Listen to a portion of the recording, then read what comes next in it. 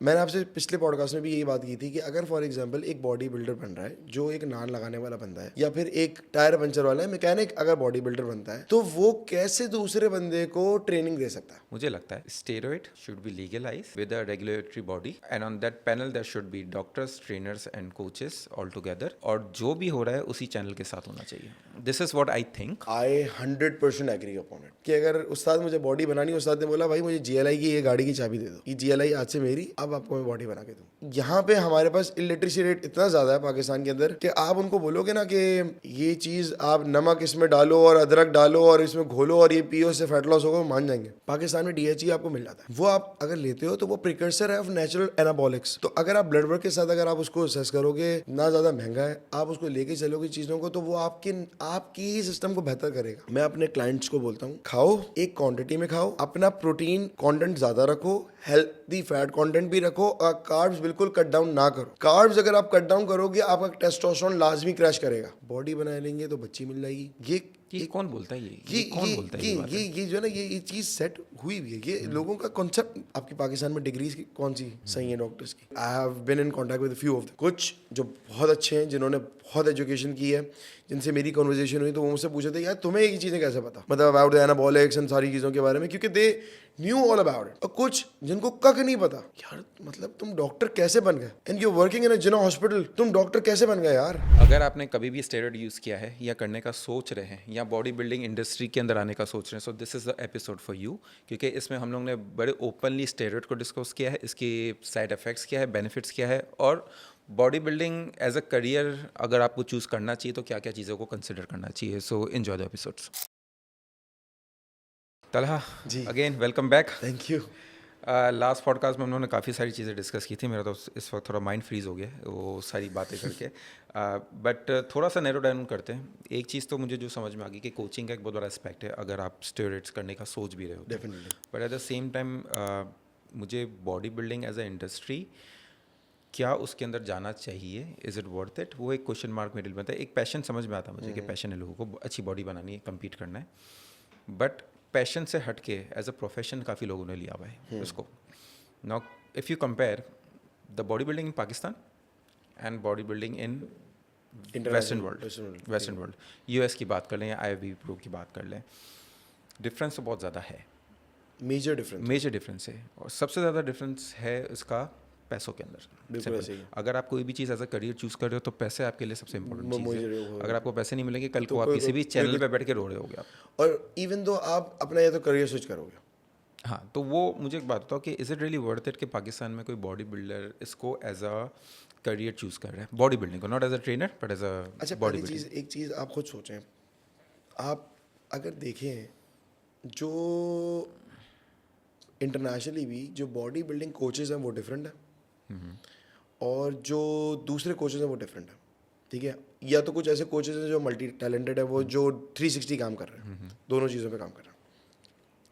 पहली चीज़, यहाँ पे जो बॉडी, वहाँ पे जो बॉडी बिल्डर कोचेज़ हैं ना, वहाँ पे उनको पूरी आपकी, वो they certified, they know about the anatomy, they know about the bones, they know about the muscle, कैसे वो काम करेंगे, कौन सा मसल किससे कनेक्टेड है, वो सब कुछ उनको पता है. काइनेटिक चेन, हर चीज़ XYZ सब कुछ पता है. एक तो वो सिनेरियो. यहाँ पे जो बॉडी बिल्डर्स हैं, मैंने आपसे पिछले पॉडकास्ट में भी यही बात की थी कि अगर फॉर एग्जांपल एक बॉडी बिल्डर बन रहा है, जो एक नान लगाने वाला बंदा है, या फिर एक टायर पंचर वाला है, मैकेनिक अगर बॉडी बिल्डर बनता है, तो वो कैसे दूसरे बंदे को ट्रेनिंग दे सकता है? उसको हिंज और स्क्वाट का डिफरेंस कैसे पता होगा? वो तो स्क्वाट करते वक्त भी हिंज कर रहा होगा, वो तो गुड मॉर्निंग कर रहा होगा बेसिकली. तो ये चीज़ें वो कैसे असेस करेगा? बट दिस इज समथिंग कि वो तो कोचिंग साइड पे जा रहे हैं. मैं body building as a career की मैं बात कर रहा हूँ. तो मैं यही बता रहा हूँ, इस पे आ रहे हैं ना. अगर फॉर एग्जाम्पल करियर की बात कर रहे हैं, तो आप उससे क्या अर्न करोगे? या तो आपके पास, जैसे जो मिस्टर पाकिस्तान जीत रहा है, क्या मिल रहा है उसको, क्या प्राइस मनी, क्या है प्राइस मनी तो कुछ भी नहीं मिलता. अगर 4-5 लाख रुपए वो भी अगर मिल गए तो 20-25 लाख रुपए, तो वो 25 लाख रुपए बोल रहा हूँ, उससे कई ज़्यादा वो लगा चुका होता. भाई मैंने ऐसे ऐसे सिनेरियो सुने हैं कि अगर उस्ताद मुझे बॉडी बनानी, उस्ताद ने बोला भाई मुझे GLI की ये गाड़ी की चाबी दे दो, ये GLI आज से मेरी, अब आपको मैं बॉडी बना के दूँ. ये केसेस भी मेरे सामने मैंने सुने हैं भाई. मतलब 40-45 लाख रुपए आप अपनी बॉडी पे लगा रहे हो, ठीक है, व्हाट्स द रिटर्न? जितने भी बॉडी बिल्डर आप पाकिस्तान के टॉप नॉच उठा लो, उनकी महीने की डाइट ना लाख रुपए तक की होगी, महीने का स्टफ लाख रुपए से ऊपर का स्टफ होगा, 2.5-3 लाख रुपए का होगा। अपने पूरे करियर के अंदर आप मुझे बताएं कि ये 10 साल भी अगर लगा लो, कितना पैसा लगा दिया होगा उन्होंने? मेजॉरिटी पैसा लगाया हुआ है। या तो उसने जिम खोल लिया किसी ने, वो भी ऐसा जिम कुछ जो कि अननोन है, जिसको कोई नहीं जानता, और वो कमा उससे कैसे रहा है? वही उल्टी सीधी एक्सरसाइज करा के, जिसकी नॉलेज उसे नहीं है, जिसके ऊपर वो लोगों को इंजर भी कर सकता है, और वही टीके लगा के वो कमा रहा है। तो इवेंचुअली वो क्या, मैंने वहीं से स्टार्ट हुई कहानी कि वो नान वाला क्या बना? पाकिस्तान, मिस्टर पाकिस्तान के पास थोड़ा फेम डेवलप हुआ, उसने थोड़े बहुत पैसे जमा किए, किसी से उधार मांग के उसने जिम खोला, फिर उसने लोगों को टीके लगाना शुरू किए, और फिर वो अपनी इस तरह अर्निंग कर रहा। तो इवेंचुअली वो जो उसके पास जा रहे हैं वो भी बेवकूफ़ लोग, क्योंकि यहाँ पे हमारे पास इलिटरेसी रेट इतना ज़्यादा है पाकिस्तान के अंदर कि आप उनको बोलोगे ना कि ये चीज़ आप नमक इसमें डालो और अदरक डालो और इसमें घोलो और ये पियो, इससे फैट लॉस होगा, वो मान जाएंगे। मान भी रहे हैं, मान रहे हैं भाई, उनको सोशल मीडिया पे आप ये ट्रेंड, ये चीज़ें बता भाई, अगर आप एंड ठीक है माना, आप बहुत सारी चीज़ें होती हैं उनके अंदर एंटीऑक्सीडेंट्स होते हैं, क्लोव हो गई, उनके ऊपर आप रिसर्च करो, सारी चीज़ें पढ़ो, उसके आप उसको अपनी डाइट में शामिल कर सकते हो, ठीक है, बट वो आप फैट लॉस नहीं देगा। आप निहारियाँ खा रहे हो और उसके बाद वो आप खा रहे हो, वो पी रहे हो, जो भी कर रहे हो, उससे आप सोच रहे हो कि आपको फैट लॉस हो जाएगा, वो नहीं हो सकता। तो सिमिलरली कि हमारे पास एजुकेशन यहाँ पे नहीं है, पीपल आर नॉट एजुकेटेड। मैं समझता हूँ कि जो ट्रेनर का काम है ना, जो ट्रेनर, प्रोफेशनल कोच ट्रेनर का काम है, पहली चीज़ वो अपने क्लाइंट को एजुकेशन दे, असेसमेंट करे उसका प्रॉपर, उसको बताए, उसका ब्लड वर्क करवाए। इवन दो नॉर्मल, मैं सिर्फ बॉडी बिल्डिंग की बात नहीं कर रहा, मैं नॉर्मल ट्रेनर की भी बात करूँगा, कोचेस की बात करूँगा, कि वो अपनी ब्लड वर्क तो करवाएं। अगर for example they are sometime ऐसा सिनेरियो भी होता है कि आपका कैलोरी डेफिसिट में आप लेके जा रहे हो, बट आपका ब्लड वर्क ख़राब है, आप कभी फैट लॉस कर ही नहीं सकते। अगर आपका TSH छिड़ा हुआ है, थायराइड प्रोडक्शन नहीं हो रही प्रॉपर तरीके से, तो थायराइड जब प्रोडक्शन नहीं होगी तो ऑटोमेटिकली आपका फैट लॉस हो नहीं सकता, चाहे आप कितने कैलोरी डेफिसिट में चले जाओ, क्योंकि आपका मेटाबॉलिज्म क्रैश हुआ है। तो यहाँ पे ये सिनेरियोज भी नहीं है। अब किसी को ब्लड वर्क कराने को बोल दो, वो समझता है स्टेरॉइड की बात हो रही है। मेरे पास एक सिचुएशन ऐसी क्रिएट हुई थी प्रीवियसली जिम में कि भाई मैंने उसको बोला ब्लड वर्क करा दो, वो समझ आया, उस दूसरे ट्रेनर उसको गाइड कर दिया, किसी ने गाइड दिया वो गाइड कि वहाँ पे स्टेरॉइड बोल रहा होगा। अरे भाई ब्लड वर्क करा के जब तुम्हें फैट लॉस नहीं हो रहा, तो तुम्हारा ब्लड वर्क ही करा के चेक करूँगा ना तुम्हारी मसले क्या ब्लड के अंदर, कि भाई थायराइड हार्मोन सही चल रहा है नहीं चल रहा, कि कोई और हार्मोन तो ऊपर नीचे नहीं हुआ, फ्लक्चुएट हुआ, तो I would guide you along with that. अगर एस्ट्रोजन भी बढ़ा हुआ है, फॉर एग्जाम्पल अक्सर लोगों का प्रोलैक्टिन बढ़ा होता है, ठीक है, मेजॉरिटी ऑफ द पीपल जिस विसिनिटी के अंदर हम हो रहे हैं, majority of the people drink, ठीक है, या वो कैनबिस स्मोक करते हैं या कुछ भी करते हैं, जिसकी वजह से आपका एस्ट्रोजन और प्रोलैक्टिन के अंदर स्पाइक आता है, ठीक है। फिर उनकी डाइट भी सोने पे सुहागा बेकार किस्म की डाइट होती है। अगर मैं उनको ब्लड वर्क करा के बोल रहा हूँ और उनके बाद प्रोलैक्टिन लेवल बढ़ा हुआ आ रहा है, तो प्रोलैक्टिन कैसे मिनिमाइज करूँगा मैं उसे? जाहिर सी बात है, या तो मैं उसे सप्लीमेंटेशन दूंगा, बताऊंगा कि भाई ये सप्लीमेंट लो और ये प्रोलैक्टिन अपना आप मिनिमाइज होगा, क्योंकि अगर मैं फूड के थ्रू उसको बोलूँगा प्रोलैक्टिन सप्रेस करने के लिए, वो कभी भी नहीं हो सकता, क्योंकि he can not reduce his prolactin level on crappy diet. तो मैं उसको यही बात बोलूँगा ऐसे सप्लीमेंटेशन के थ्रू। और अगर बहुत ज़्यादा मेजर प्रोलैक्टिन लेवल बढ़ा हुआ है, तो भाई या तो आपको मैं रिकमेंड करूँगा डोस्टोनेक्स या फिर केबागुलिन, ताकि वहाँ पे प्रोलैक्टिन लेवल नॉर्मलाइज हो, ताकि आपके रिजल्ट्स आपके बेहतर होना शुरू हो जाए। अगर यही चीज़ आप डॉक्टर के पास जाओगे, डॉक्टर बोलता नहीं रेंज में, मुझे तो एक चीज़ समझ नहीं आती कि डॉक्टर के पास जाओ, ब्लड वर्क करा के बोलोगे टेस्टोस्टेरोन 250 आया, बोला रेंज में। हाँ, क्योंकि उसकी रेंज इस तरह दी हुई है ना कि उस रेंज का अगर लोअर साइड पे आप हो, आप लोअर साइड पे हो तो फिर लोअर होना भाई, ये तो देखो लोअर साइड पे हो, बट वो क्योंकि रेंज वो हेल्दी डिस्क्राइब की हुई है ना। तो आप मुझे बताएं, हेल्दी डिस्क्राइब तो की हुई है, बट क्या आप फंक्शन प्रॉपर तरीके से कर पा रहे हो उसमें? That's not the job, it's simple as that. जैसे कि अगर आप विटामिन डी के भी ऊपर बात करोगे, 30 का मार्क है सबके माइंड में ना, कभी ये नहीं सोचते यार कि जो अनहेल्दी रेंज है वो 150 पे जाके हो रही है। तो Exactly. अगर आप 60 तक भी अपने आप को पुश कर रहे हो, Push कर 70 रहे हो तक तो पुश वो- कर रहे हो, वो- it's a that's much fine. Healthier thing. Yes. You will be much better functioning person. बिल्कुल ऐसे ही है। और ग्रोथ आपकी विटामिन D3 भी स्टेरॉइड है, ठीक है।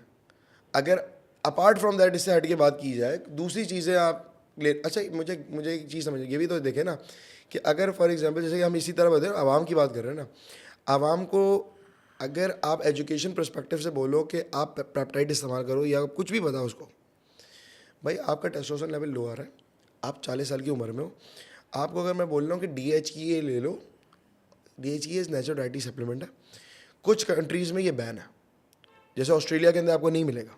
रीज़न? बहुत सारे रीज़न है कि ऑस्ट्रेलिया के अंदर तो हर चीज़ के ऊपर एक बैन लगा होता है, वो बहुत स्ट्रिक्ट रूल्स फॉलो होते हैं, बट बाकी कंट्रीज़ में ये अलाउ है DHEA। पाकिस्तान में DHEA आपको मिल जाता है, वो आप अगर लेते हो तो वो प्रिकर्सर है ऑफ नेचुरल एनाबॉलिक्स, ठीक है। तो अगर आप ब्लड वर्क के साथ अगर आप उसको असेस करोगे, ना ज़्यादा महंगा है, आप उसको लेके चलोगे चीज़ों को, तो वो आपकी ही सिस्टम को बेहतर करेगा। अगर 40 साल की उम्र में हो, अगर डाइट कंट्रोल कर रहे हो, टेस्टोस्टेरोन लेवल लो है, तो उसको बेहतर कैसे करोगे? मैं तो नहीं समझ सकता कि आप अपनी डाइट से अपने टेस्टोस्टेरोन को स्पाइक अप कर सकते हो फ़ौरन से। मैं नहीं मानता इस चीज़ को। आप अपनी गुड कोलेस्ट्रॉल भी लेना शुरू करो, फ़ौरन से आपका टेस्टोस्टेरोन स्पाइक अप नहीं होता, क्योंकि आपकी एज फैक्टर बहुत बड़ा मैटर करता है, फिर आपके हार्मोन्स दूसरे मैटर करते हैं, आपका TSH लेवल मैटर करता है। यहाँ पे डॉक्टर्स के पास जाओ तो डॉक्टर्स बोलते हैं आपकी हेल्दी रेंज में 400 200 300 आपकी हेल्दी रेंज है। अरे मेरे भाई, वो फिर उसका फ़ायदा क्या हुआ? एक 18 साल का बच्चा, और मतलब वो जो 24-25 साल का, मैंने अक्सर रिपोर्ट्स देखी हैं, 24-25 साल की 400, 30 साल में 400। अरे यार 400 हेल्दी रेंज कैसे है? मतलब फिर बुढ़ापे में तो फिर हम मतलब क्या 100 पे खड़े होंगे? बड़ा इंटरेस्टिंग फैक्ट बता रहा हूँ। एक 18 ईयर ओल्ड को मैंने ट्रेन किया था। उसने प्रीवियसली काफ़ी सारा वेट लॉस किया था, I think around 20 kg weight loss किया था। वेट लॉस क्या किस तरह था? कुछ भी खा लो, नहीं कोई स्टेरॉइड कुछ नहीं था उसके अंदर एक्चुअली। कुछ भी खा लो बट डेफिसिट मेंटेन करना है, तो कम से कम कैलोरीज लेनी है और ज़्यादा से ज़्यादा मूवमेंट करनी है। तो स्टेप्स है 12,000 15,000 दिन के। कैलोरी डेफिसिट अच्छा खासा था, यानी 1000 कैलोरी से कम ले रहा है। 16 years old। वेट लॉस कर लिया, मसल गया साथ में, सब गया, सब कुछ चला गया। जब वो उसने मेरे साथ ट्रेनिंग स्टार्ट की, वो ऑलरेडी ट्रांसफॉर्म हो चुका था, क्योंकि वेट लॉस हो चुका था उसका। उसके बाद मैंने यार लेट्स, उसको कुछ हेल्थ इश्यूज आ रहे थे उस वक्त, तो मैंने let's go for a blood work. उसका टेस्टोस्टेरोन आया था 250 at the age of 18। See, that's what I'm talking about. Can you imagine 18 साल का बच्चा, इसका 250 टेस्टोस्टेरोन लेवल। रीज़न यही मैंने आपको बोला ना, आप ट्रेनर्स भी आप ले लें ना, या आप ट्रेनर्स ले लें या बॉडी बिल्डर्स ले लें। आधे से ज़्यादा ट्रेनर्स पाकिस्तान की मार्केट में बॉडी बिल्डर्स हैं।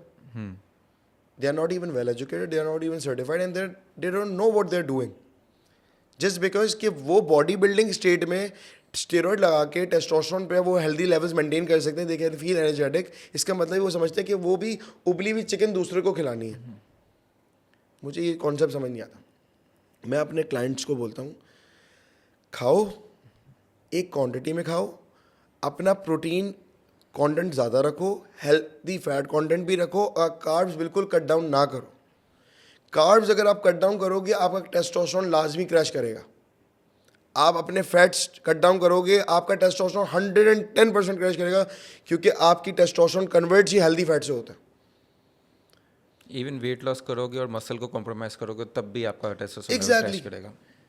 क्योंकि आप मेजॉरिटी ऑफ द मसल जितना ज़्यादा मसल होगा ना, उतना मेटाबॉलिक रेट आपका हाई रहेगा, उतना आपका थायराइड फंक्शन बेहतर करेगा, उतनी आपकी बॉडी फंक्शनिंग बेहतर करेगी, उतनी आपकी मूविंग बेहतर होगी, एंड उतना ज़्यादा वीक फील नहीं करोगे फिर। और यहाँ पे डाइट जो करते हैं, कुछ भी खा लो, कुछ भी खाने का मकसद क्या खा लो, यूजुअली लोग बोलते हैं बॉइल्ड चिकन खा लो।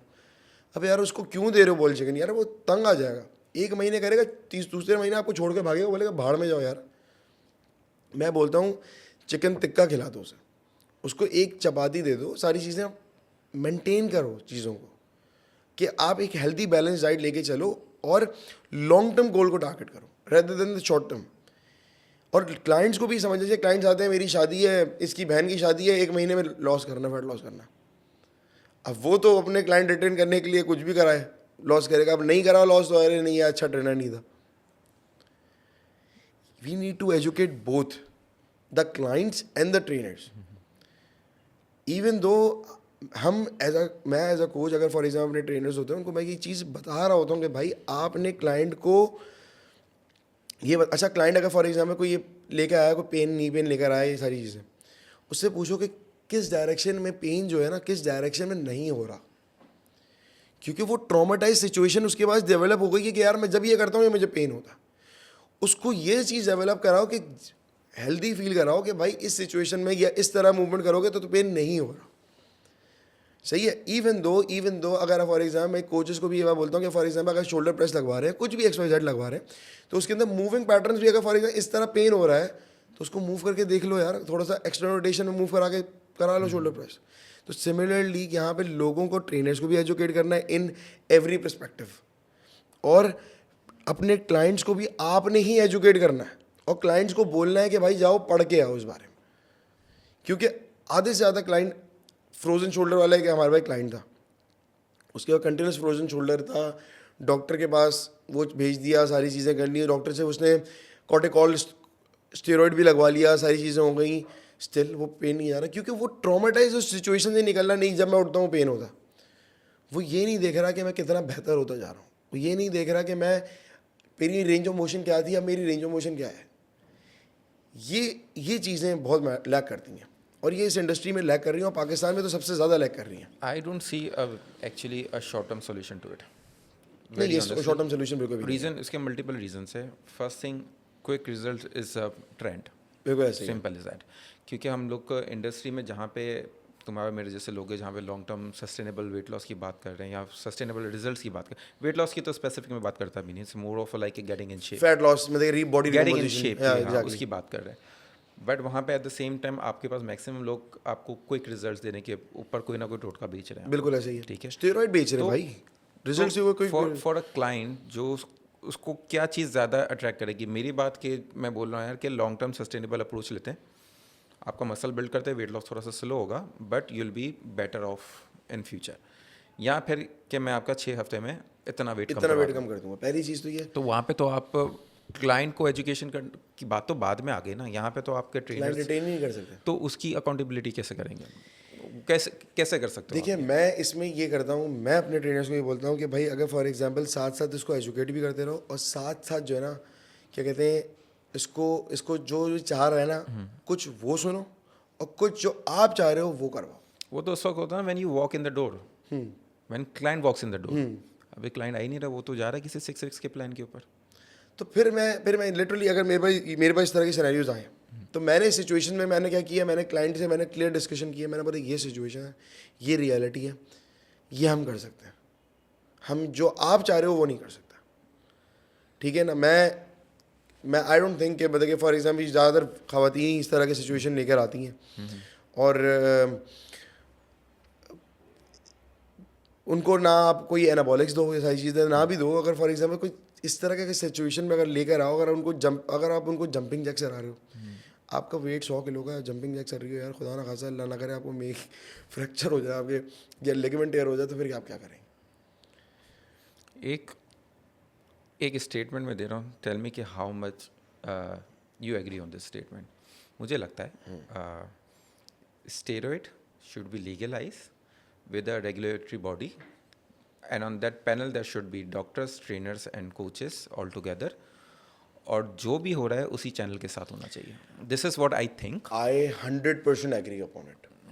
मेरे डॉक्टर दोस्त हैं, कुछ मेरी डॉक्टर दोस्त हैं, उनसे मैं डिस्कस करता हूँ, उनसे मैं डेली डिस्कशन हो रही होती है और वो दे से कि तुम्हारे पास नॉलेज यार इसकी है, ठीक है। अगर तुम डॉक्टर कर रहे होते तो लाइक शायद मतलब कि you might like you can bring a revolution to मतलब कि रेवोल्यूशन इन पाकिस्तान, ये सारी चीज़ होगी। क्योंकि आपके पास एक स्पोर्ट्स डॉक्टर कौन है?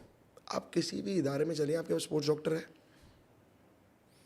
क्रिकेट का हाल नहीं देख रहे हो, क्या हुआ है, हर कोई इंजर्ड है। सर आप क्रिकेट की बात कर रहे हैं, क्रिकेट के अंदर आप मुझे ये बताएं, आपके पास स्पेसिफिक कोचेज़ हैं, वो कोचेज़ हैं, मैंने कुछ कोचेज़ देखे क्रिकेट के जो अच्छी टीम्स के पास हैं, मगर वो ज़्यादातर आपकी स्ट्रेंथ एंड कंडीशनिंग पे या फिर उस पर काम नहीं कर रहे, वो स्पेसिफिक ट्रेनिंग पैटर्न पे काम नहीं कर रहे। स्पोर्ट्स स्पेसिफिक ट्रेनिंग अलग होती है भाई, और बॉडी बिल्डिंग अलग होती है। उसको चेस्ट प्रेसेस लगाने से आपका स्पोर्ट्स स्पेसिफिक नहीं होता वो, ठीक है। यहाँ पे अब पैडल की बात ले लें यार, मेरे कितने क्लाइंट मैं उनको समझा समझा के थक गया हूँ कि भाई वो कंटिन्यूसली इंजर हो रहे हैं। स्पोर्ट्स स्पेसिफिक पैडल ट्रेनिंग अलग होती है, मैं वो अगर कराता हूँ आपको तो वो फिर आप प्री हैप की तरफ जा रहे हो, मैं उसको बैलेंस कर दूंगा। नहीं मुझे चेस्ट बड़ा करना है तो फिर चेस्ट बड़ा करते हैं हम। फिर जब पैडल खेल के आओ तो ये इंजरी, कभी यहाँ पे इंजरी, कभी यहाँ पे इंजरी, कभी उधर इंजरी, तो मैं कैसे समझाऊँ। यहाँ पे लोग जो पैडल खेल रहे हैं वो एथलीट्स नहीं है भाई। एथलीट अपने आप को ट्रेन ही उस चीज़ के लिए कर रहा है, पैडल खेलने के लिए। ये आप नॉर्मल लोग हो जो अपनी डेली बेसिस पे अपने बिजनेस से आते हो या अपनी जॉब से आते हो और फिर पैडल खेलने के लिए आते हो, जिसमें ना आपको आपका हाइड्रेशन का पता होता है, जिसमें ना आप अपने हार्मोन्स चेक करे हुए होते हैं, जिसमें ना आपको अपनी बॉडी के अंदर क्या सिस्टम में क्या चल रहा है कुछ नहीं पता होता। तो पहली चीज़ तो यहाँ पे स्पोर्ट्स डॉक्टर तो कोई है नहीं कि मतलब कि ये चीज़ें भी देखे, ठीक है ना। यहाँ पे इतने वेल एजुकेटेड कोचेज़ हैं ना ट्रेनर्स हैं, तो यहाँ पे तो पूरी इंडस्ट्री बर्बाद हुई हुई, ठीक है ना। आपको चंक्स मिलेंगे, ठीक है ना। आपको कहीं कोई एक निकल आएगा, कहीं किसी कोने से एक निकल आएगा कि यार ये मिल गया एक बंदा काम का। फिर यहाँ पे ज़्यादा ट्रेनर्स को भी आपको एजुकेट बार बार करना पड़ता है, वरना आपके पास बहुत लिमिटेड लोग हैं जो कि इस इंडस्ट्री के अंदर एजुकेशन लेके चल रहे हैं या एजुकेशनल बैकग्राउंड से आए हैं, they have a good educational background. उसके अलावा मुझे तो नहीं लगता यहाँ पे कोई है। वो या तो टिकटॉक की वीडियो बन रही होती हैं, ठीक है, या तो वो इंस्टाग्राम रील्स बन रही होती हैं, इसके अलावा है क्या? आप मुझे बताएं कोई। नहीं, इस वक्त तो एक बड़ी कंफ्यूज्ड पीपल आर कंफ्यूज जो भी इंडस्ट्री के अंदर आ रहे हैं कि उनको इन्फ्लुएंसर बनना है कि ट्रेनर बनना है। These are two different things. यकीन माने मेरे मुंह के अल्फाज छीने आप, क्योंकि influencer becoming more popular now, trainers इतने पॉपुलर नहीं है।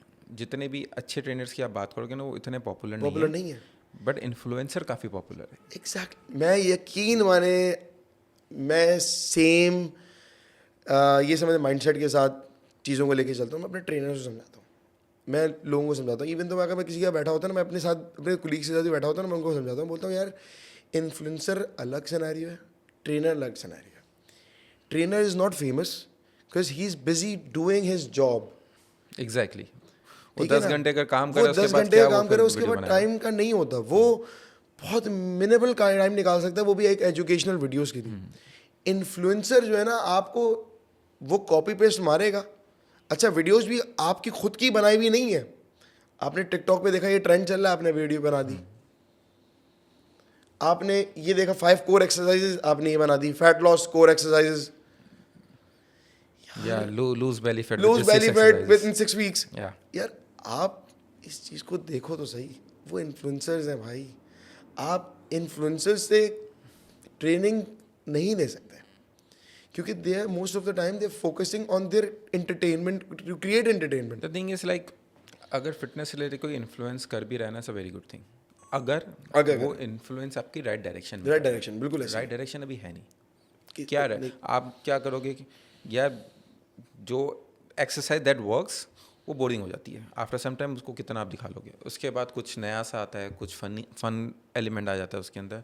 तो मोस्टली जो आपकी रील्स जो बन रही है वो फन एलिमेंट ज़्यादा दिखा रहे हैं, एक्चुअल चीज़ कम दिखा रहे अच्छा, इसके अंदर मैं ये चीज़ कर सकता हूँ, जैसे कि फॉर एग्जांपल, जैसे कि इसके अंदर अगर रील्स बनानी भी हैं तो या तो आप एक प्रोफेशनल फोटोग्राफर की तरफ जाओ, या आप और जैसे पॉडकास्ट आप कर रहे हैं, सारी चीज़ें सिनेरियो है उसके अंदर पॉडकास्ट करो। जैसे कि हम या तो फिर आप कोई एजुकेशनल वीडियो बनाओ प्रॉपर तरीके से, एक तरीके से अपने वो वीडियोग्राफर ले लो। उसके लिए अपने आप को भी एजुकेट करना पड़ता है ना। एग्जैक्टली। वो कैसे होगा, वो कहाँ से होगा जब वो उसका पूरा फोकस ही इन्फ्लुएंसर बनने हैं। वो कैसे करेगा फिर? वो तो ये देखिए वही वाला सिनेरियो है, वो फॉलोअर्स को भाग रहा है, वो फॉलोअर्स के पीछे भाग रहा है। ट्रेनर फॉलोअर्स के पीछे नहीं भागता। अब आप ये देखें कि इवन दो बॉडी बिल्डर की इंडस्ट्री के अंदर आप ये देखें, जैसे हमारी जो ये अरसलान और इस्माइल जो है, ये दोनों जो हैं ये चीज़ों को लेके चल रहे हैं, ये बॉडी बिल्डिंग पिक्चर शूट करते हैं। इनका हफ्ते पहले के साथ शूट किया मैंने। इनसे आप रब्ता करें, इनसे आप पूछें ज़रा, ये बहुत ये तो स्पेसिफिकली इस इंडस्ट्री को शूट कर रहे हैं ना, इस इंडस्ट्री को कैप्चर किया हुआ इन्होंने। जितनी बॉडी बिल्डर्स इनका रब्ता पड़ा है, बॉडी बिल्डर्स कितना एजुकेटेड है। Even though there few gyms जिनके ट्रेनर्स एजुकेटेड हैं, सारी चीज़ें, सारे मामला, आप लोग एजुकेशन को परस्यू कर रहे हो, सारी चीज़ों को कर रहे हो। दूसरे जो ट्रेनर्स हैं, दूसरी जो जिम्स के ट्रेनर्स हैं, वो उनसे पूछना आप ये बात कि क्या वो एजुकेशन पर्सपेक्टिव पे काम कर रहे हैं अपने, वो सिर्फ और सिर्फ स्टेरॉइड्स दे रहे हैं और बॉडी बना रहे हैं और लोग उनको देख के अट्रैक्ट हो रहे हैं, हाँ नहीं, और वो भी अब इन्फ्लुएंसर बने हुए हैं। नहीं, मुझे एक बात बताओ, क्योंकि मैं अपने जिम से बाहर मुझे इतना ज़्यादा मैं फोकस नहीं रखता कि कहाँ पे क्या हो रहा है।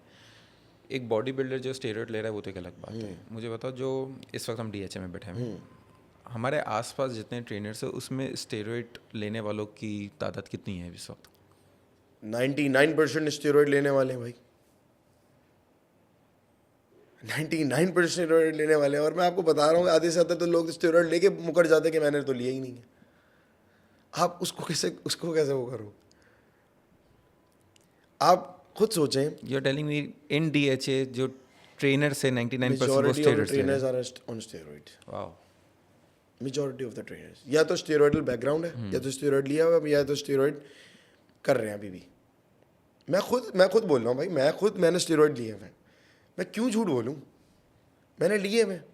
बट जस्ट बिकॉज कि मैंने वो दोनों फेज देखे हुए, जहाँ पे मैंने वर्कआउट विदाउट स्टेरॉइड भी किया है एंड वर्कआउट विद स्टेरॉइड भी किया है। I am focusing more on the both side, जहाँ पे मैं कोचिंग वाला फैक्टर भी देख रहा हूँ with anabolics and without coaching वाला फैक्टर विदाउट एनाबॉलिक्स, उन दोनों को लेके चल रहा हूँ।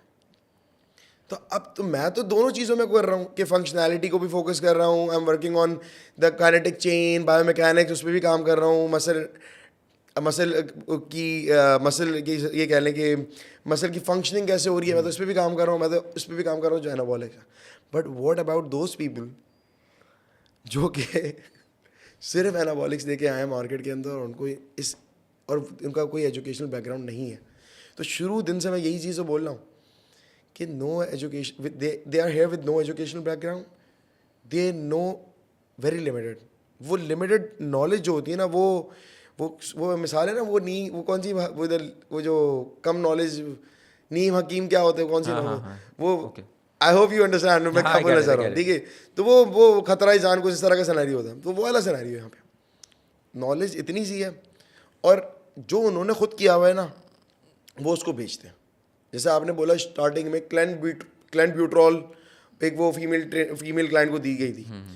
अगर आप फीमेल क्लाइंट को क्लैंट ब्यूट्रॉल दे भी रहे हो, या आप उसको कोई भी एनाबॉलिक मतलब एनाबॉलिक तो नहीं है, वो तो बीटा 2 एगोनोगेस्ट है, अगर आप वो दे भी रहे हो, तो मगर उसके पीछे आपने क्या ब्लड वर्क करवाया, या उसके पीछे आप उसको क्या असेस कर रहे हो एज अ कोच, क्योंकि वो लाइफ कोचिंग होती है। अगर किसी के साथ आप एनाबॉलिक्स किसी को आप इस्तेमाल करवा रहे हो ना, कि मैं अपने किसी ट्रेनर बोल रहा हूँ, किसी क्लाइंट को एनाबॉलिक इस्तेमाल करवा रहा हूँ, तो मैं देखता हूँ भाई कि मैं उसके साथ कांटेक्ट रहता हूँ, in contact most of the time. मुझे उसके घर भी पता होता है, मोस्ट ऑफ द टाइम मैं उसके पास जा भी रहा होता हूँ। कनेक्शन इतना स्ट्रांग होता है कि हाँ भाई ये खा लिया, ये इस टाइम पे ये लेना है, इस टाइम पे ये खाना है, इस टाइम पे ये करना है, इस टाइम पे ये वाली मेडिसिन लेनी है, ये मेडिसिन इस टाइम पे मत लेना, इस टाइम पे लेना। तो एक पर्टिकुलर टाइमिंग सेट हुई होती है हर चीज़ की। Okay, I am very curious about it. उन्होंने बोला कि हमारे आसपास 99% कोचेस स्टेरॉइड ले रहे हैं, बट उनके क्लाइंट्स को क्या वो स्टेरॉइड दे रहे हैं in the name of supplements as well? नहीं भी दे रहे। और यार ये कह सकते हैं कुछ जिम्स का मुझे पता है नहीं, कि जो दे रहे हैं, इसके जैसे सॉरी मैं आपकी बात कर रहा हूँ, मेरे हिसाब से अगर फॉर एग्जांपल ज़्यादातर मैंने अगर जिनको देखा, जिस जाहिर सी बात है मेरे जिम से रहा है, तो वहाँ पे अगर वो दे भी रहे हैं तो मुझे इसका शायद इल्म नहीं है, ये तो छुप छुपा के हो रहा होता, ठीक है। क्योंकि अगर मैं किसी को दे रहा होता हूँ तो मैं किसी को बता के देता हूँ कि यार ये सिनेरियो, इससे ये सिनेरियो होने। अपार्ट फ्रॉम दैट अगर किसी सिनेरियो में हो रहा है, तो या तो वो एग्रेसिव अगर नहीं भी दे रहे, तो वो एग्रेसिव ट्रेनिंग जो जिससे वो खुद गुजरे हैं, वो अपने क्लाइंट्स में इम्प्लीमेंट कर रहे हैं। क्योंकि being on anabolics and being without anabolics में देखिए नेटी होना सिनेरियो डिफरेंट होता है। जैसे आपने बात की कि ओवर ट्रेन कर दिया, तो ओवर ट्रेन भी तो नहीं करना ना, कि ओवर ट्रेन किया तो ओवर ट्रेन करने की वजह से क्या हुआ, उसका नेचुरल टेस्टोस्टेरोन क्रैश होना शुरू हो गया। तो मैं तो इस तरह के सिनेरियोज भी देख रहा हूँ। तो इट्स अ मिक्स सिनेरियो जिसके अंदर दोनों चीज़ें हो रही हैं। शायद सप्लीमेंट्स दे भी रहे ये बोल के कि भाई ये सप्लीमेंट्स हैं, और कुछ नहीं भी दे रहे, कुछ वही वो रगड़ा मार मार के वो जो जिस तरह वो आए उस्ताद बन, मतलब वो उस्ताद से रगड़ा खा के, तो वो भी उस रगड़ा दे रहे हैं. तो it's a mix scenario. But मैं ये समझता हूँ कि अगर फॉर एग्जांपल ये सिचुएशन अगर क्रिएट हो रही है जिसके अंदर अगर वो सप्लीमेंट्स बोल के दे रहे हैं, तो ये तो बहुत ख़तरनाक सिनेरियो है. क्योंकि जैसे मैंने मेंशन किया जो विदाउट लेबल वाला जो डब्बा है वो बड़ा कॉमन है. हाँ. वो काफ़ी कॉमन है. वो फीमेल्स को लाइक टीनेजर्स को दिया जा रहा है, ये इसकी 3 गोलियां ले लो उससे बॉडी बन जाएगी, you know this kind of scenarios. उसके लिए भी मेरे पास एक बंदा था जो एक्चुअली ही end up in hospital as well. वो भी मैं कब की बात कर रहा हूँ, ये 2017-18 की मैं बात कर रहा हूँ. उस वक्त कोई kid like I think 17-18 years old he approaches कि जिसके एक डब्बा दे दिया था उसको. वो डब्बा ही मैंने उसका लेके रख लिया था. मैंने बोला भाई लेके मत जाना वापस. वो मैंने फेंक दिया था. वो उसको दिया था 6,000 रुपये का एक डब्बा. Dianabol exactly. डायनाबॉल का डब्बा दिया हुआ था. पहले मुझे नहीं पता था डायनाबॉल दिखती किस तरह है. तो वो कोई पर्पल कलर की गोलियां थी उसके अंदर. तो मैंने सर्च किया, मतलब पर्पल कलर की कौन सी गोलियां निकलती, तो डायनाबॉल निकली वो. खैर but he end up in hospital क्योंकि हार्ट पल्पिटेशन बहुत ज़्यादा बढ़ गई थी. बढ़ गई थी. वो हॉस्पिटल चला गया. वो चेक वेक करा गया, अगले दिन वो आ गया वापस. बट अगेन अगर वो ओवरडोज कर लेता तो वो तो चला जाना था. ओवरडोज कर लेता तो वो चला जाना था, वो फारिग हो जाता था. क्योंकि देखिए द सिनेरियो इज नॉट वही वाला रिवायरल. डायनाबॉल भी अगर आप दे रहे हो तो डायनाबॉल देने के लिए भी अगर आप फॉर एग्जांपल, पहली चीज़ तो ये क्लाइंट के पास भी इतना पैसा होना चाहिए कि वो ब्लड वर्क करवाता रहे भाई. नहीं, उसने कुछ नहीं करवाया था बाय द वे. कोई ब्लड वर्क नहीं करवाया था उसने. बस उसको सिर्फ बॉडी बनानी थी. प्रसाद मिला था उसे. हाँ, उसको एक प्रसाद मिला था कि ये वाली गोली ले लेना. ये वाली गोली ले तो बिल्ड बन जाएगी. हाँ, तो ये वाला सिनेरियो था. और ये भी मैं एक DHA के ही जिम की बात कर रहा हूँ मैं. अच्छा. ये कोई देसी बॉडी बिल्डर जिम नहीं था, ये कोई DHA का ही जिम था ये. और DHA का ही लड़का था वो. क्योंकि मैंने सिर्फ DHA में काम किया, मैंने और कोई काम किया नहीं, तो मुझे नहीं पता कि दूसरे सिनेरियोस क्या चल रहा है वहाँ पे. यहाँ का वेल एजुकेटेड पर्सन, उसने ये क्या था ये. तो देखिए मसला ये है कि देखो वही एक ना कि अगर वेल एजुकेटेड भी था और उसने ये किया, तो फिर पता क्या ये सोसाइटी प्रेशर है. आप अपने सराउंडिंग में लोगों को देख रहे हो ना कि यार, और ये आप इंस्टाग्राम रील्स पे भी देखो. अगर इंस्टाग्राम्स पे अगर आप देख रहे हो कि आप ये लोग किस तरह बॉडी बना लेंगे तो बच्ची मिल जाएगी. ये कौन बोलता है ये कौन बोलता है ये जो है ना ये चीज़ सेट हुई हुई है. ये लोगों का कॉन्सेप्ट, भाई पाकिस्तानी अवाम का कॉन्सेप्ट क्या है. अच्छा, मेजॉरिटी ऑफ मेरे पास क्लाइंट्स आते हैं, क्या बोलेंगे. मैंने आज तक इस टाइप के क्लाइंट्स के साथ कभी डील नहीं किया. नहीं देखें, मैं डील नहीं किया. आप उनसे आप थोड़ी सी बात करें, आपको वो बताएंगे मुझे बीच बॉडी बनानी. क्यों बनानी है यार, मतलब इम्प्रेशन क्रिएट करना है. मतलब किसके लिए करना है. आप शादीशुदा हो, आपने इंप्रेशन किसके लिए क्रिएट करना है. लड़कों के लिए, मतलब आपने जेंडर चेंज कर दिया, या फिर आप मतलब होमोसेक्सुअल हो गए हो, ये नहीं.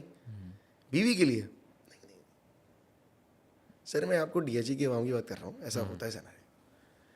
ये किस लिए, अगर एक होता है अपनी फिटनेस को फोकस करना, मैं उस चीज़ को समझता हूँ. एक होता है बॉडी बनाना, और लड़के जो बॉडी बना रहे हैं वो किस लिए बना रहे हैं, मुझे आप इस बात का जवाब देते हैं. बट एक अपना पर्सनल गोल भी तो होता है ना कि मुझे एक सर्टेन वे में दिखना है. वो मेरी अपनी, वो तो एक पर्सनल चॉइस हो गई ना. उस पर्सनल चॉइस के पीछे भी एक एम होता है भाई. ऐसा नहीं होता. वो ठीक है. जैसे मैं अपनी बात करता हूँ ना कि एक फिजिक को अचीव करना वो मेरे लिए एक पर्सनल गोल भी है. साथ में वो मुझे कॉन्फिडेंस भी देता है, अच्छा फील होता है. ठीक है, मेरे बिजनेस के लिए भी अच्छा है. हाँ, वो तो काफ़ी सारी चीज़ें. वो तो देखिए विद पैसेज ऑफ टाइम आप एक मेच्योर स्टेज पे, जब मैं एक मेच्योर स्टेज पे हूँ तो मैं भी यही फील करता हूँ कि if I am gonna work out, I am gonna feel good, I am gonna feel amazing. If I am in a good shape, तो I can I'm gonna build up more confidence. I'm gonna communicate to the person in a more confident way. But the problem is that कि अगर एक situation में एक 18-19 साल का बच्चा, ये 20 साल का बच्चा इस ट्रेंड को फॉलो कर रहा है, तो उसका पर्सपेक्टिव क्या है बॉडी बनाने का. हाँ, अगर आप टीनेजर को बात करोगे या अर्ली एडल्टहुड की बात, टीनेजर की बात की थी मैंने, अर्ली एडल्टहुड की भी हम लोग बात करते हैं, तो उसमें सिनेरियो क्या है. ठीक है, अब वाला सिनेरियो हो गया. अब अगर फॉर एग्जांपल उसके बाद सोसाइटी प्रेशर क्रिएट हो गया, यार उसने दोस्त ने बॉडी बना ली, मुझे ये बॉडी बनानी है. एक्चुअली फीमेल्स में कि सोसाइटल प्रेशर काफ़ी ज़्यादा है, क्योंकि फीमेल्स काफ़ी एक दूसरे की बॉडीज़ को नोटिस कर रही है, स्पेसिफिकली कि कौन कितना थिन है. अच्छा, एक चीज़ और, फीमेल्स का जो सिनेरियो है ना, उसके अंदर वो अब लाइपोसेक्शन चल रहा है. ठीक है, या तो फिर वो डॉक्टर्स के freezing पास चल जा रही रही हैं, ठीक है, तो डॉक्टर्स के पास जाके ओज़म्पिक का इस्तेमाल कर रही हैं। ओज़म्पिक, अब GLP-1 जो आपका ड्रग है, इस causing continuous cancers, cancer cause कर रहा है, क्योंकि आपका थायराइड जो है ज़्यादा, अगर आप ओज़म्पिक का इस्तेमाल करोगे, वो थायराइड के सिस्टम को आपको पूरा छेड़ देगा। आपकी बट अभी तक कोई लॉन्ग टर्म स्टडीज मैंने आप देखी नहीं देखिए, अभी आप तक। देखिए कि रिसेंटली लॉन्ग टर्म स्टडीज आना शुरू हो गई हैं, जिसकी वजह से कैंसर कॉज होना शुरू हो गया। ओके, और GLP-1 अगर आप इस्तेमाल करते हो, ओज़म्पिक इस्तेमाल करते हो, ओज़म्पिक मसल लॉस भी करता है, ठीक है। इसका तो एक रीज़न ये भी हो सकता है कि कैलोरीज इतनी ज़्यादा लो है कि कैलोरीज नहीं, इवन दो, क्योंकि देखें कैलोरीज लो होने के बावजूद भी है ना, ओज़म्पिक का जो सिनेरियो है ना, वो टाइप 2 डायबिटिक पेशेंट्स के लिए बना है। वो आपकी बॉडी के अंदर टेस्टोस्टेरोन लेवल को लाजमी ड्रॉप करेगा फॉर मेल्स, क्योंकि आप वो वही वाला काम कर रहे हैं जैसे ग्लूकोफेज करती है, ओके, मेटफॉर्मिन जो काम करता है ना, वो वही वाला काम कर रहा है। ब्लड शुगर लेवल मिनिमाइज करना, और ब्लड शुगर जब बार बार अगर मिनिमाइज रहेगा, कंटिन्यूसली मिनिमाइज रहेगा, तो ब्लड टेस्टोस्टेरोन भी आपका ड्रॉप करेगा, ठीक है। तो उसके लिए आपको बैलेंस करना है, ठीक है। तो बैलेंस कैसे करना है, आपको ग्रोथ हार्मोन्स उसके साथ देने होते हैं। अगर आप पेप्टाइड ले रहे हो, GHLP-1 ले रहे हो, इतना आपके अंदर तप्पड़ है ओज़म्पिक लेने का, तो ग्रोथ हार्मोन भी डाल लो फिर साथ, टू क्रिएट IGF-1 स्पाइक। जब IGF-1 स्पाइक आएगा तो फिर आपको okay, it's very interesting thing जो अभी आप बता रहे हो। सो GLP-1 आपने यूज़ किया, आपका ब्लड शुगर लो है आपका। अच्छा एक मिनट बताएं, इस पे आते हैं, GLP-1 और इंसुलिन में कितना डिफरेंस है? बट GLP-1 तो पेप्टाइड है ना, इंसुलिन भी तो पेप्टाइड है, इंसुलिन भी पेप्टाइड है। तो इंसुलिन और GLP-1 में क्या डिफरेंस है? You tell me. ये क्योंकि ये ग्लूकागॉन का वो है ना, हाँ ठीक है, ग्लूकागॉन लाइक पेप्टाइड पेप्टाइड है, ठीक है। अब इंसुलिन और उसके अंदर इतना मेजर कोई डिफरेंस अगर फॉर एग्जांपल देखा जाए ना, तो है वैसा नहीं, कोई इतना कोई नहीं है। नहीं है। बट वो बस सिर्फ GLP-1 आपके हंगर के ऊपर ज़्यादा impact ग्रेलिन करता और है। हार्मोन के ऊपर काम कर रहा है, सप्रेशन नहीं। ये इंसुलिन आपकी ग्रेलिन बढ़ा देता है, हंगर बढ़ाता है, Okay. ठीक है, वो ग्रेलिन को सप्रेस करता है, ठीक है।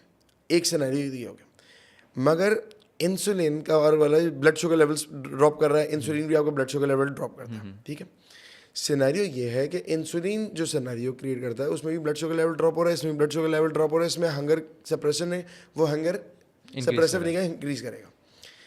मगर जब आप ओज़म्पिक अलोंग विद कोई भी वो लेते हो, क्या कहते हैं, अपना ग्रोथ हार्मोन लेते हो, या इंसुलिन और ग्रोथ हार्मोन लेते हो, जो GH1 का स्पाइक आएगा लाजमी, ओके, वो आपको लाजमी मिलेगा, ठीक है। आई हैव सीन दैट, क्योंकि मेटफॉर्मिन जो है, मेटफॉर्मिन भी आपकी एपेटाइट सप्रेसेंट है, ऐसे ही है।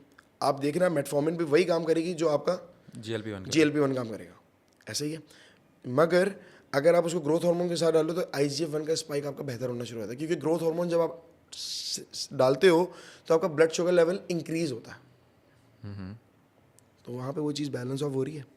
But with the right time, कि किस टाइम पे आपने सेट करना पड़ता है कि आपने इस टाइम पे इसका GLP-1 ओज़म्पिक का पीक टाइम क्या होगा, और ग्रोथ हार्मोन की आपकी पीक टाइम को इंटरसेक्ट करना था, वहाँ पे IGF-1 का स्पाइक आएगा। ये इंसुलिन के ऊपर भी ये काम होता है, ये मेटफॉर्मिन के ऊपर भी काम यही होता है। इस वक्त मैं सिर्फ एक GH के अलावा मैं अभी से बात कर रहा हूँ टेस्टोस्टेरोन लेवल की, एक हेल्दी टेस्टोस्टेरोन लेवल पे आपको रहना है। अगर आप इंसुलिन पे हो, इंसुलिन पे काफ़ी बिग पॉपुलेशन जो इंसुलिन के ऊपर है, मेटफॉर्मिन यूज़ कर रही है, सही है। तो अगर वो इंसुलिन पे रहते हुए, मेटफॉर्मिन पे रहते हुए, या GLP-1 पे रहते हुए, अगर साथ में वो स्ट्रेंथ ट्रेन कर रहे हैं, साथ में अपने प्रोटीन इंटेक का ख्याल रख रहे हैं, ये सारी चीज़ें अगर कर रहे हैं, तो क्या उसके टेस्टोस्टेरोन लेवल पे कम इम्पैक्ट आएगा कंपैरेटिवली? हाँ बिल्कुल कम इम्पैक्ट आएगा। और दूसरी चीज़ डिपेंड करती है आपकी डाइट क्या है, ठीक है। और दूसरी चीज़ मैं ये चीज़ भी देखता हूँ कि यार देखें, अब जो है ना, चांसेस ऑफ हार्ट स्ट्रोक और चांसेस ऑफ ब्रेन स्ट्रोक, ठीक है, वो डायबिटिक पेशेंट जो कि ये मेडिसिन डायबिटीज़ के इस्तेमाल करें ना, उनमें ज़्यादा है। अगर आप अपनी डाइट से ही अपनी डायबिटीज़ को कंट्रोल करना शुरू करो ना, क्योंकि अगर फॉर एग्जांपल ये आप इंडस्ट्री अगर देखो, मेडिसिन इंडस्ट्री, ये तो बीमारियां लेकर आए हैं, और उन्होंने इस मतलब अगर फॉर एग्जांपल देखा जाए ना, फॉर एग्जांपल ये अगर मैं बोल रहा हूँ कि ये दवाई लेकर आए, तो ये बीमारी जो आई है उसको वो नेचुरली भी तो क्योर कर सकते थे। पहले भी तो लोग वॉक करते थे, पहले भी तो लोग लंबे लंबे वॉक करते थे, अगर वो उनके ब्लड शुगर लेवल नॉर्मलाइज रहता था। तो व्हाट जैसे पता है कि मसल बिल्ड और फैट लॉस से आपका अगर डायबिटीज आप सही हो जाता है, हाँ, लेट्स से, ठीक है, बट टाइप 1 डायबिटिक तो ठीक नहीं होता। टाइप 1 डायबिटिक अगर सीख नहीं हो रहा तो ठीक है। अगर फॉर एग्जांपल उसके अंदर भी अगर आपको करना है, आप डायरेक्टली इंसुलिन लेवल, इंसुलिन को आप इस्तेमाल कर रहे हो, चलो ठीक है। इंसुलिन वैसे ही आप एनाबॉलिक एनाबॉलिक तो नहीं है, एनाबॉलिज्म बढ़ा देता है बॉडी के अंदर, बट इंसुलिन आपको ये समझ लो कि कह लो कि आप इंसुलिन सिचुएशन में कैटाबॉलिक स्टेट में नहीं जा सकते। सही है, इंसुलिन वाली सिचुएशन है, क्योंकि इस सिनेरियो क्या होता है कि आप इंसुलिन पे फैट लॉस नहीं कर सकते। बट मेटफॉर्मिन और ग्लूकोफेज तो डॉक्टर्स दे रहे हैं टू द क्लाइंट। मेटफॉर्मिन दे रहे, मेटफॉर्मिन सिनेरियो वाले इंसुलिन की बात कर रहा हूँ। ओके, इंसुलिन पे आप फैट लॉस नहीं कर सकते, इंसुलिन पे आप फैट गेन करना शुरू कर देते हो सिनेरियो में। मगर तरीक़ेकार ये कि मैं जहाँ तक इस चीज़ों को ऑब्जर्व करता रहा हूँ, सारी चीज़ों को करता रहा हूँ, मैंने ये चीज़ ऑब्जर्व की, अगर आपने डाइट प्रॉपर तरीके से मेंटेन करनी है, आप उसमें हेल्दी लाइफस्टाइल मेंटेन कर सकते हो। क्योंकि आप ये समझ लो कि इंसुलिन जब आप इस्तेमाल कर रहे हो तो इंसुलिन के ऊपर आप मसल प्रिजर्वेशन कर सकते हैं, मगर साथ साथ फैट भी स्टोर होता रहेगा। डजंट इट डिपेंड ऑन कि आप डेफिसिट में हो कि सरप्लस में हो? डिपेंड करता है, यही तो मैं बोल रहा हूँ, हेल्दी लाइफस्टाइल को फॉलो करना है, मगर आपका मसल ड्रॉप नहीं हो रहा। Okay, now get it. सही, मेन मकसद ये है कि आपको अपना लाइफस्टाइल को पहले बेहतर करना है, इंसुलिन बाकी चीज़ें वो सेकेंडरी स्टेज। ओके, पहले आप अपना लाइफस्टाइल बेहतर कर लो, अपनी डाइट बेहतर कर लो, उसके बाद आप इंसुलिन पे लेकर आओ। फिर आप खुद ऑब्जर्व करो कि ब्लड टेस्ट करने में, आपको शुगर टेस्ट करने में कितनी देर लगती है। आप अपनी चेंजेस अमेंडमेंट करके देखो, फिर आपको इंसुलिन की डोजेस, वरना तो अच्छा मुझे एक बात बताएं, डॉक्टर क्यों बोलते हैं इंसुलिन पे आप अपनी डाइट कंट्रोल करो? वरना तो इंसुलिन पे जो डोजेस होती हैं वो 40 IU तक चली जाती हैं। 40 IU यार, 30 IU 20 IU आप पहले लगा रहे हो इंसुलिन का। 20 IU इंसुलिन मजाक है। मैं अगर इंसुलिन लगाता हूँ ना, मैं अगर फॉर एग्जाम्पल मैंने इंसुलिन इस्तेमाल की हुई है फॉर बॉडी बिल्डिंग पर्पसेस, अगर मैं 5 यूनिट भी लगाता था ना तो मुझे चक्कर आते थे भाई। अगर मैं 2 यूनिट भी लगाता तो मुझे चक्कर आते थे। जब मुझ पे 2 यूनिट काम कर सकते हैं तो उस बंदे पे 20 यूनिट क्यों काम कर रहा है, 40 यूनिट क्यों काम कर रहा है, सुबह 40 रात में 40, क्या कर रहे हो भाई? मैं ये चीज़ समझाने की कोशिश कर रहा हूँ कि अपनी लाइफ स्टाइल को बेहतर कर लो, तो उससे ऑटोमेटिकली चीज़ें बेहतर हो जाएंगी। क्योंकि आप मसल लॉस नहीं करोगे इंसुलिन पे, क्योंकि इंसुलिन पे फैट लॉस करना मुश्किल होता है। वो डाइट के ऊपर डिपेंड करता है। अगर आप कर रहे हो प्रॉपर तरीके से, अगर आपकी डाइट हेल्दी है, आप मूव कर रहे हो प्रॉपर तरीके से, तो वो सिचुएशन सिनेरियो है कि आप मसल प्रिजर्व कर लोगे और फैट लॉस करोगे। बट वैसे फैट लॉस और मसल वो गिरना सो जितने भी काफ़ी डॉक्टर्स ने मेटफॉर्मिन और ग्लूकोफेज रिकमेंड किया हुआ है अपने पेशेंट्स को टू लूज वेट, वो सही है। कैसे? वो सही है। अगेन बात तो वहीं आ जाती है ना कि लाइफस्टाइल डेफिसिट। पहले लाइफस्टाइल बेहतर करने के लिए, उसके साथ साथ वो हार्मोन्स की बात आती है वहाँ पे। ओके, ठीक है, वो उस पर बात नहीं आ रही, वो लूज वेट का सिनेरियो वहाँ से नहीं आ रहा है। वो ब्लड शुगर लेवल जो स्पाइक हो रहा है, मेटफॉर्मिन का एक काम किया गया है, मेटफॉर्मिन आपके हार्मोन्स को भी बैलेंस करती है। विच हार्मोन्स? आपकी जो पूरा जो पीसीओएस के जो पेशेंट्स होते हैं, पीसीओएस की विमेन जो होते हैं, उसको एस्ट्रोजन को नॉर्मलाइज करती है और उनके बॉडी में टेस्टोस्टेरोन को मिनिमाइज करती है। ओके, ठीक है, टेस्टोस्टेरोन को मिनिमाइज करती है, क्योंकि पीसीओएस होता कब है? जब आपको टेस्टोस्टेरोन लेवल आप स्पाइक अप हुआ होता है। तभी तो मैं बोल रहा हूँ मेल्स के लिए मेटफॉर्मिन इस्तेमाल करना नुकसान है, क्योंकि उनका टेस्टोस्टेरोन लेवल सप्रेस करेगा। ओके, फीमेल्स के लिए is fine.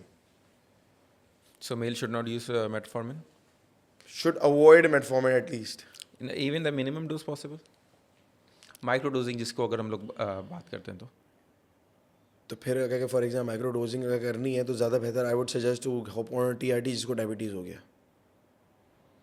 Okay, so if you are taking TRT पे डिस्कस करते हैं टीआरटी होता क्या है। अगर if you are doing TRT, जो I think everybody in there late 40s 50s उनको कंसिडर करना चाहिए, have a doctor's advice and then consider. यहाँ पे डॉक्टर भी तो नहीं है, वो इंटरनेशनल तो अभी तो ऑनलाइन आपको कंसल्टेशन मिल जाती है, तो करना चाहिए। तो how TRT is affecting your blood sugar? ठीक है, अब बेनिफिट ये है कि अगर फॉर एग्जाम्पल डायबिटिक हो गए, डायबिटिक पे सिनेरियो होता है मसल लॉस सबसे ज़्यादा होगा, इसीलिए इंसुलिन आपको मसल प्रिजर्वेशन में हेल्प करती है। ठीक है, अब अगर फॉर एग्जांपल यहाँ पे सिनेरियो क्रिएट होता है कि भाई डायबिटीज़ आपको हो गई, आपको फ़ौरन से मसल ड्रॉप करेगा। ठीक है, आप कुछ भी कर लो, मसल ड्रॉप होना शुरू हो गया, आप एट्रोफी में आना शुरू हो जाओगे, तो उसके अंदर सिनेरियो के अंदर जब आप टीआरटी डालो टेस्टोस्टेरोन क्रैश करना शुरू हो जाएगा। टीआरटी पे आने का मकसद ये है कि आपके टेस्टोस्टेरोन लेवल को नॉर्मलाइज कर देना। जब आपके टेस्टोस्टेरोन लेवल नॉर्मलाइज होंगे तो आपका मसल ऑटोमेटिकली बिल्डअप होगा, आपका मेटाबॉलिज्म वापस से बेहतर होना शुरू हो जाएगा और आप फैट बर्निंग मशीन बन जाओगे।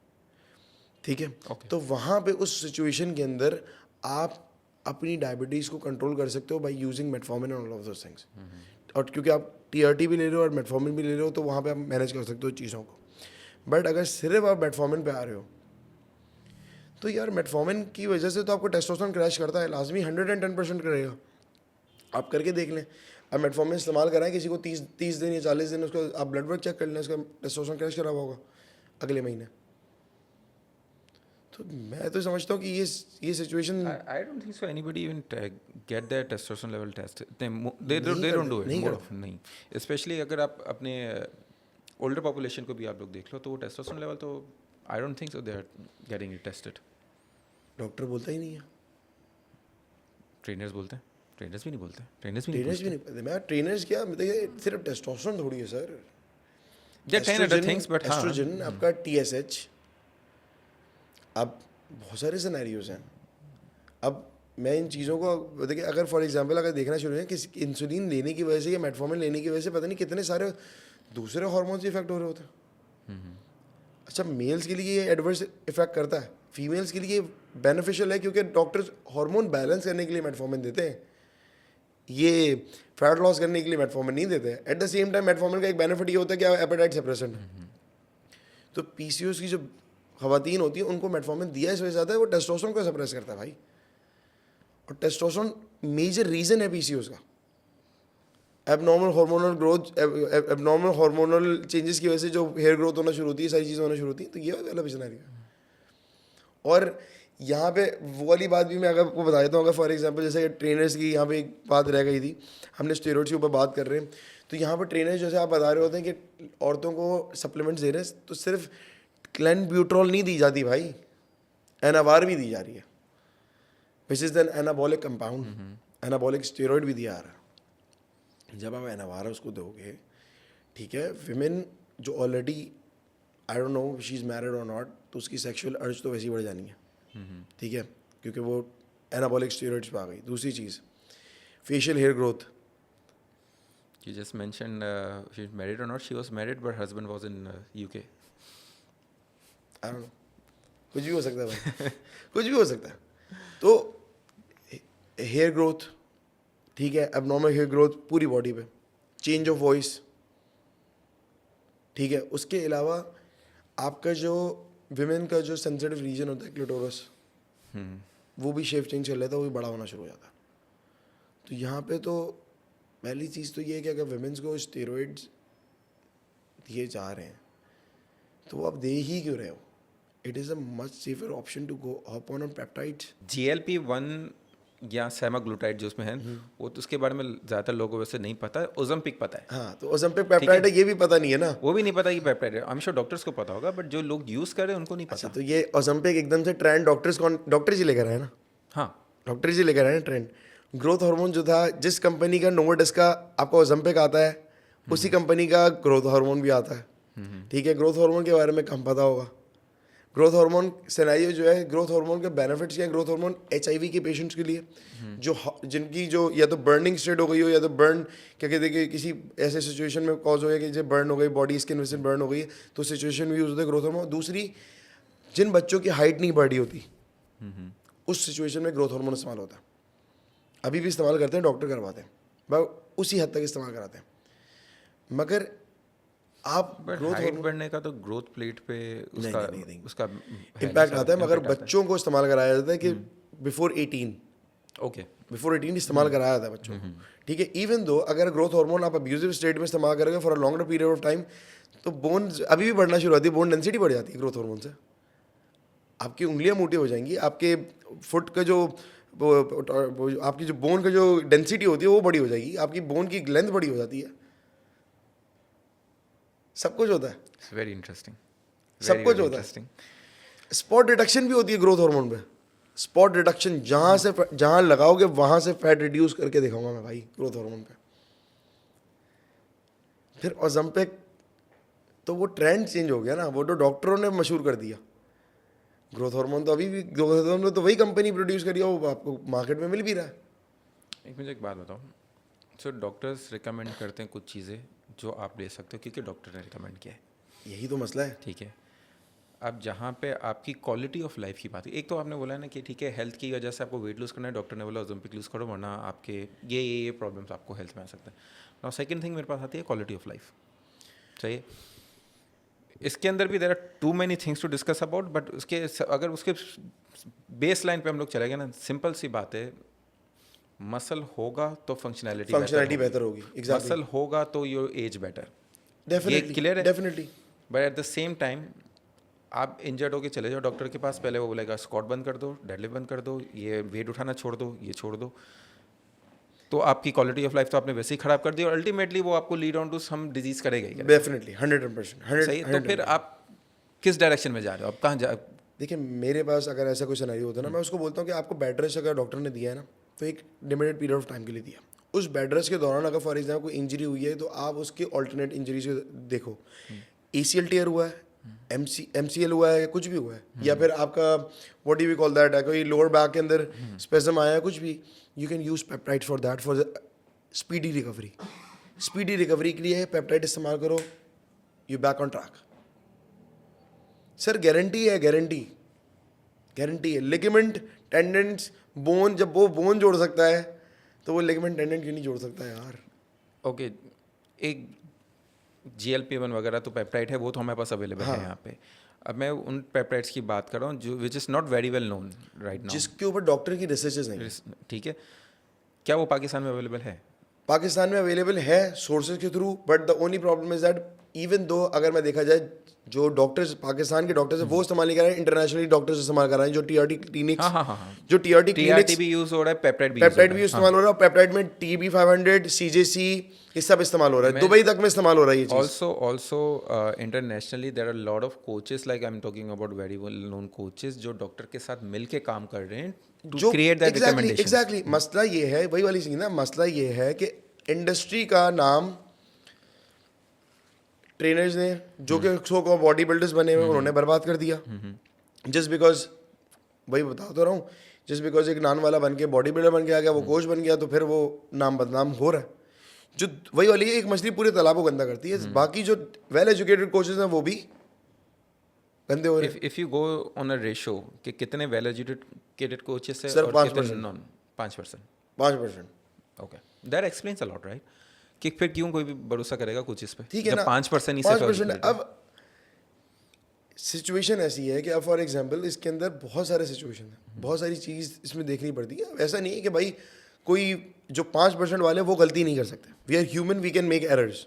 डॉक्टर गलती कर जाता है भाई, तो हम भी गलती कर सकते हैं, बट इसका मतलब ये नहीं है कि मतलब आप उस तरफ जाओ ऐसे कोचेस के पास जो कि आपकी बर्बादी करें। इवन तो आप मुझे बताएं कि डॉक्टर्स भी तो आप सोच करते नहीं कि डॉक्टर अच्छा नहीं था, ये फला डॉक्टर बड़ी अच्छी है, इसके पास जाऊंगी मैं। क्यों जा रहे हो भाई, डॉक्टर तो डॉक्टर। इसमें एक और चीज़ है ना, आप अच्छा और बुरा किस मेट्रिक पे जज कर रहे हो। हाँ, just because you were not having a good experience from that person, you just like, तो ये वाला सिनेरियो ना। दूसरी चीज़ डॉक्टर्स जो हैं, डॉक्टर्स भी तो इसमें अंदर क्या, आपकी पाकिस्तान में डिग्रीज की कौन सी सही है डॉक्टर्स की। सर मैं आपको बता रहा हूँ कि मेरे खुद के डॉक्टर्स दोस्त हैं। What do you mean by कि डिग्रीज कौन सी सही है, क्या मतलब है इसका? पाकिस्तान की डॉक्टर्स जो हैं, अगर फॉर एग्जांपल वो पास करके निकल भी रहे हैं, वो रट्टे मार रहे हैं, सारी चीज़ें मार रहे हैं, आई हैव मेरी मतलब कि I have been in contact with few of them. कुछ जो बहुत अच्छे हैं, जिन्होंने बहुत एजुकेशन की है, जिनसे मेरी कन्वर्सेशन हुई, तो वो मुझसे पूछे थे यार तुम्हें ये चीज़ें कैसे पता, मतलब अबाउट द एनाबॉलिक्स एंड सारी चीज़ों के बारे में, क्योंकि they knew all about it. और कुछ जिनको कख नहीं पता, यार मतलब तुम डॉक्टर कैसे बन गए, and you working in a Jinnah hospital, तुम डॉक्टर कैसे बन गए यार? तुम्हें ये नहीं पता कि टेस्टोस्टेरोन क्या इम्पैक्ट हो रहा होता है, क्या उसकी दूसरी चीज़ का कनेक्टिविटी क्या है, इसकी कन्वर्जन एस्ट्रोजन में होती है और DHT के अंदर होती है। यार ये चीज़ें मुझे नहीं समझ में आ रही। पाकिस्तान में ये भी हो रहा है, तो मैं तो I am surprise. To be very honest, I don't think it's just Pakistan में हो रहा है, इट्स जस्ट लाइक ये दिस माय बिलीफ सिस्टम। आप ट्रेनर हो या डॉक्टर हो या आप किसी भी फील्ड में हो, आपकी एक बेस लाइन एजुकेशन जब हो जाती है ना, उसके बाद आपकी लर्निंग शुरू होती है। ये मेरा अपना मानना है। डॉक्टर भी बन के डिग्री तो हो गई, but doesn't mean you know everything. Definitely आप कोचेस और लेवल 3 कर लिया आपने, Doesn't mean you know everything. Exactly. Even you go in any field, आप जो भी आपकी बेसलाइन डिग्री है ना आपने कर ली, उसके बाद आप सीखना एजुकेट करते शुरू रहो, यू करोगे अपने उसके कीप बाद। ऑन एजुकेटिंग हाँ, योरसेल्फ। ये आपने सिर्फ बेसलाइन आपने ये सिर्फ एक सर्टिफिकेशन या एक डिग्री थी जो आपने हासिल कर ली, यू नीड टू, वो एक एंट्री पॉइंट है हाँ सिर्फ। वो एंट्री पॉइंट है, उसके बाद you keep on learning, you keep on learning. But the only problem is that यहाँ पे ये चीज़ सिनेरियो नहीं है ना। अब आप मुझे ये बताएं कि जो दूसरे भी कोचेस हैं या सारी सिनेरियो है, जो एक लिमिटेड अमाउंट ऑफ कोचेस हैं जो कि एनाबॉलिक्स के बारे में जानते हैं पाकिस्तान के अंदर, और कराची में यार एक दो आप 4-3 दिखेंगे और बाकी ज़्यादातर आपको बाहर की तरफ दिखेंगे। पंजाब की साइड पे हैं, लाहौर वगैरह में, इस्लामाबाद वगैरह में हैं कोचेस जो कि जानते हैं what they are doing, but वो पूरे पाकिस्तान में एक लिमिटेड है, और वो बेचारे वो भी कुछ नहीं कर पाते। अगर वो कोचिंग कर गए हैं तो इंडस्ट्री का जो कैप्चर जिन्होंने किया हुआ है, जो उस्तादों ने जो कैप्चर किया हुआ है जो इंडस्ट्री को, तो उन उस्तादों ने कैप्चर किया हुआ है जिन्होंने जो फेडरेशन में बैठे हुए हैं।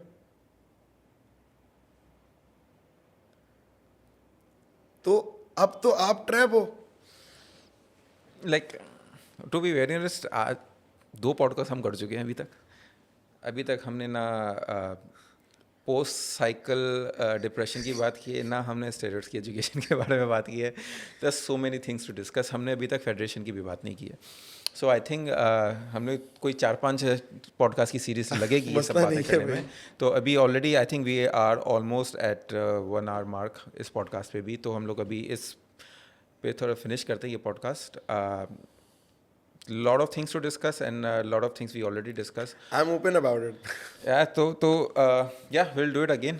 Next week we'll plan something. So yeah, this was Talha.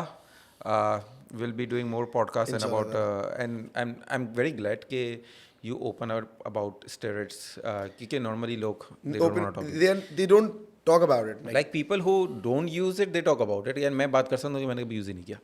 But the person who have already experienced it, उनके लिए open up होना it's like a little difficult. It's kind of difficult just because देखिए एक judgement भी आ जाती है। देखिए judgement का एक ठप्पा तो पाकिस्तानी अवाम का काम है ना, वो तो जज करना है, ठीक है। इवन दो देखिए मैं अगर फॉर एग्जांपल कर रहा हूँ, अगर मैंने किया तो मैंने अपने एजुकेशनल पर्पसेस के लिए किया, मैंने अगर किया मैंने अपने ऊपर सेल्फ एक्सपेरिमेंटेशन की and I learn from it and now I have power in my words when I am communicating something and I know my shit.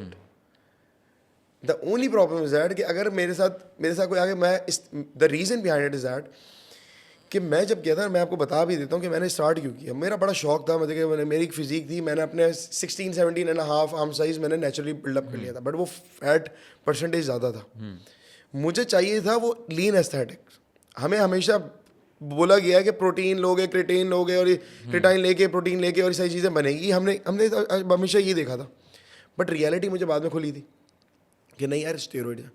जब मैं एक कोच के पास गया तो उस कोच क्या बेसिकली उस्ताद के पास गया तो उस्ताद ने बोला कि मैं ये लगाऊंगा। अब वो बता नहीं रहा क्या लगाएगा, मैं ये लगाऊंगा वो लगाऊंगा। अच्छा अब मैं कंफ्यूज में, यार लगवाऊँ या ना लगवाऊँ। फिर उनके पास सोर्सेज, हमारे पास सोर्सेज भी नहीं है।